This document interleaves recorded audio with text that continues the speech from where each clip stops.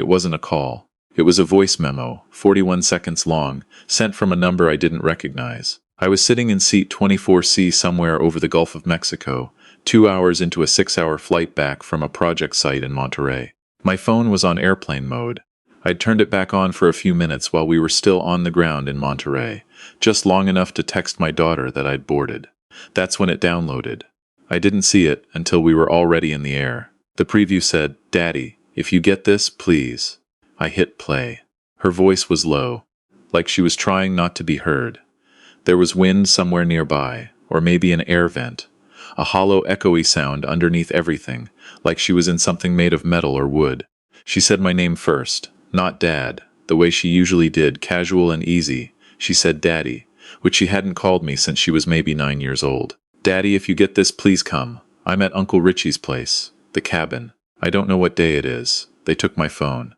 I found this one in the toolbox and it only has a little bit of battery, and I don't know if this will send, but please, Daddy. They said you're not looking for me. They said you stopped. Please don't stop." 41 seconds. Then silence. I played it 3 more times because I needed to be sure I was hearing what I was hearing. My 22-year-old daughter's voice, whispering from somewhere she wasn't supposed to be, saying someone had taken her phone, saying she didn't know what day it was. She had been at her mom's place for 11 days. That's what her mother had told me when I'd called asking where she was. I'd called because she'd gone quiet. No texts, no Instagram, nothing. And that wasn't like her. Her mother said she was fine. She just needed some space. She was dealing with some things and didn't want to talk to anyone right now. I'd pushed back. Her mother said I was being controlling, and that our daughter was an adult and didn't owe me a daily check-in. I let myself believe it. 11 days ago, I let myself believe it, and I got on a plane to Monterey for work. I don't think I'll ever forgive myself for that. My hands were shaking when I turned airplane mode back on over the Gulf of Mexico. No signal. We were too far out. I walked to the back of the plane and told the flight attendant I needed to make an emergency call. She explained, with a very patient expression, that the in-flight Wi-Fi didn't support voice calls, and that if it was a true emergency, I should notify the crew and they could contact the ground on my behalf. I said, "My daughter is being held somewhere against her will. I need to call 911. Her expression changed. They let me use the aircraft's satellite communication system. I've never done that before, and I hope I never have to again. The connection was terrible, breaking up every few words, but I got through to a 911 dispatcher in Claremont County, which is where the cabin was. I gave them the address. I gave them my daughter's name. I gave them everything I knew, which wasn't much, because I hadn't been there, because I had been 3,000 feet in the air, telling myself she just needed space. The dispatcher told me law enforcement would respond.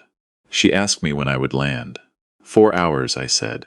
She told me to call back when I was on the ground. I sat back down in 24C, and I stared at the seat pocket in front of me for 4 hours. I didn't eat. I didn't sleep. The man next to me tried to make conversation twice, and both times I just looked at him and he stopped. I kept replaying the memo. They said you stopped. Please don't stop. She had been in that cabin for at least 11 days, maybe longer. The cabin belonged to my ex-wife's brother, a man I'll call my ex-brother-in-law, though I hadn't thought of him as family for years. He and I never had much of a relationship. Quiet guy, the kind of quiet that doesn't feel peaceful, just closed off. He and his wife, I'll call her what my daughter used to call her, Aunt Shelley, had a place about 40 minutes outside of town, up a fire road, the kind of property you wouldn't find unless you already knew where to look. They used it in summers, sometimes in hunting season. I had been there once, years ago, before the divorce, for a 4th of July that I barely remembered. I hadn't thought about that cabin in probably 6 years. My daughter had. When we landed in Houston for the layover, I called before we finished taxiing. A deputy answered, not the dispatcher, a deputy, and he told me they had located the property, and there was an active situation, and that I should come directly there when I arrived, not to my ex-wife's house, not anywhere else. Is she okay? I asked. He said, "Sir, please come directly to the property." I ran through Houston Hobby like I was 20 years younger. I found a flight to Claremont Regional that was boarding in 40 minutes, paid $600 for the last seat, ran back through security, and got on it with my carry-on and nothing else. The whole drive up the fire road I kept watching for lights. When I saw them, The blue-red flicker through the trees. Something in my chest did a thing I don't have words for. It wasn't relief. It was the feeling just before relief, the feeling that's still half terror. There were 2 sheriff's vehicles and an ambulance. I left my rental running with the door open. A deputy stepped in front of me before I got to the tree line. He put a hand on my chest, not aggressive, but firm, and said, "Are you the father?" "Yes." "Where is she?" "Sir, she's with the paramedics right now. She's conscious and she's talking. I need you to take a breath." I took a breath. It didn't help. He walked me around to the side of the cabin, where the ambulance was backed up close to a structure maybe 20 feet from the main building. Not the cabin itself, a storage unit. Corrugated metal walls, padlocked from the outside. The padlock was cut. The door was open. My daughter was sitting on the tailgate of the ambulance wrapped in a silver emergency blanket. She was barefoot. She had a bandage on her left hand. Her face was, I don't know how to say this without it sounding like I'm performing. Her face looked like a face that had decided it was over, and then found out it wasn't. That particular thing that happens around the eyes. I didn't say anything. I just got to her. She held on for a long time. When she finally pulled back, she looked at me and said, "I knew you didn't stop." I had to look away for a second. The paramedics said she was dehydrated, and her blood pressure was low, and she had a small cut on her hand from prying at a seam in the wall. But she was stable. They wanted to take her to the county hospital for observation. I rode in the back of the ambulance with her, and she told me what had happened, starting from the beginning, which I hadn't known. She had gone to her mother's. That part was true. But she'd gotten there and found her mother and her uncle and Aunt Shelley all there, together, which was unusual, and they'd wanted to talk to her about something. About me. Specifically, about a custody matter from years ago that I had always believed was settled. A dispute from when she was a minor that had ended with a legal agreement I signed, without fully understanding, because I'd trusted the wrong attorney, and was too exhausted from the divorce to fight it properly. They believed I had hidden assets during that process, that there was money they were owed. They wanted her to help them make a case. She said no, and she tried to leave, and they took her car keys. She said no again, and her mother went into the kitchen and stayed there, and her uncle and his wife drove her to the cabin in their truck and told her she would stay there until she was ready to cooperate.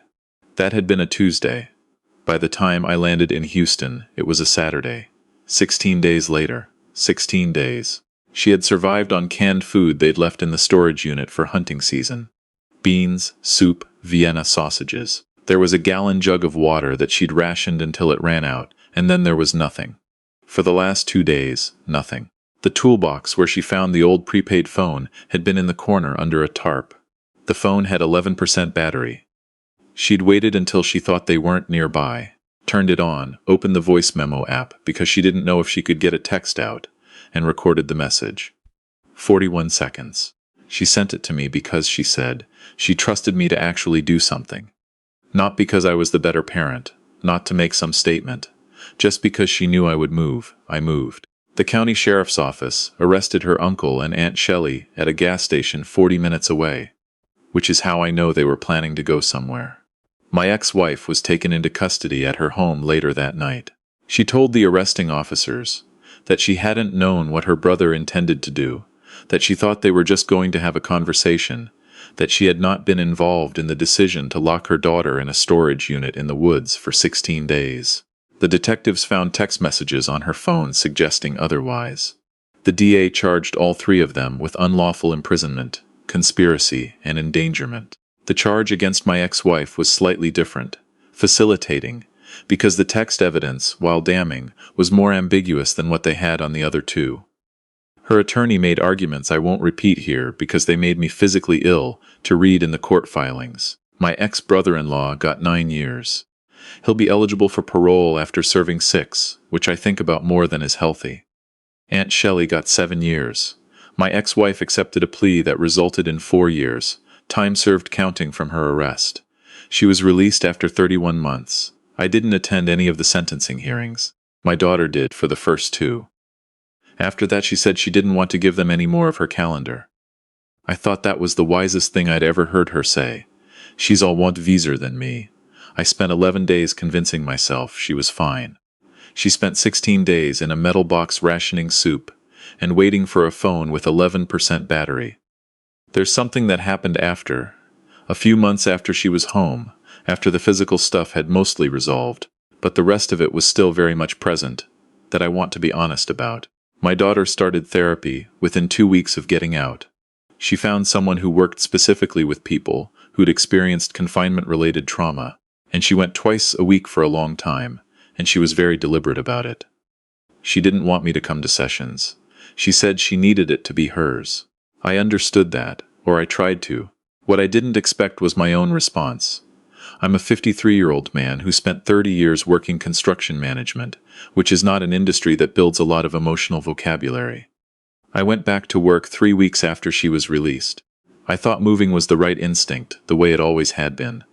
Keep moving, stay useful. About 4 months in, I started having trouble sleeping. Not insomnia exactly, more like I'd wake up at 2 in the morning completely certain something was wrong, and I'd get up and check on her, and she'd be fine, asleep, home, safe. And I'd go back to my room and sit on the edge of the bed and stare at the wall until 5. I started therapy in February. My therapist is a man about my age who has a very irritating habit of asking exactly the right question at exactly the wrong moment. At our 3rd session, he asked me what I was most afraid of, and I said that it'll happen again, and he said, "Is that what you're most afraid of, or is it something else?" I didn't answer him that day. I answered him a few weeks later. What I was most afraid of was that she had been there for 16 days, and I had been in Monterey reviewing concrete pour schedules, and that I had called her mother and accepted an answer that I should have questioned, and that I had boarded a plane anyway. I was most afraid that the gap between "she's fine, she needs space" and "she's in a storage unit" was a gap I had helped create, and that I would spend the rest of my life measuring it. My therapist said something I've thought about a lot since, that the mistake I was most punishing myself for, choosing to believe, was also the same capacity that made me the person she chose to call. She called me because she trusted me to move. She trusted me to move because she had seen me move before. That history didn't disappear because of what happened in between. I'm not sure I fully believe that, but I'm working on it. My daughter is doing well. I say that knowing it's complicated. Knowing doing well is a moving target and doesn't mean healed or finished or fixed. She has bad stretches. She doesn't like small enclosed spaces anymore, in a way that she handles with a kind of determined pragmatism. She knows which restaurants have open layouts. She sits near doors. She doesn't take elevators if she can help it. She doesn't make a big thing of it. She just knows what she needs. She moved into her own apartment last spring. She made me come over and help her hang curtains the first week, which I did, and then she made dinner and we watched a terrible movie, and she fell asleep on the couch. And I sat there for a while before I left, just in the quiet of her apartment, which was hers, which was safe, which had a door that opened from the inside. I never told her I sat there for probably 40 minutes after she fell asleep before I could make myself get up and go. Some things you just keep. She called me a few weeks ago to tell me she'd gotten a job with a nonprofit that works with families navigating the child welfare system. Advocacy work. She said she wanted to do something where the thing that happened to her could be useful. I had to put the phone down for a second. When I picked it back up, she said, "Dad, are you crying?" I said, "No." She said, "You're definitely crying." I said, "I'm fine. Tell me about the job." She told me about the job. I've thought a lot about what I would say to someone in the position I was in. Someone who is getting a bad feeling about a family member and being told to back off, told they're overreacting, told that an adult doesn't owe them access. I was told all of those things, and I backed off, and I boarded a plane, and I will carry that. But I also moved when she needed me to move. I kept moving. That's the only thing I know how to tell anyone. When something feels wrong, when the voice on the other end of the phone sounds wrong, when the silence is wrong, trust that. Trust it the way you'd trust a smoke alarm. You don't stand in the hallway debating whether it's a real fire. You move. She sent me a voice memo, 41 seconds, and she trusted me to move. I did.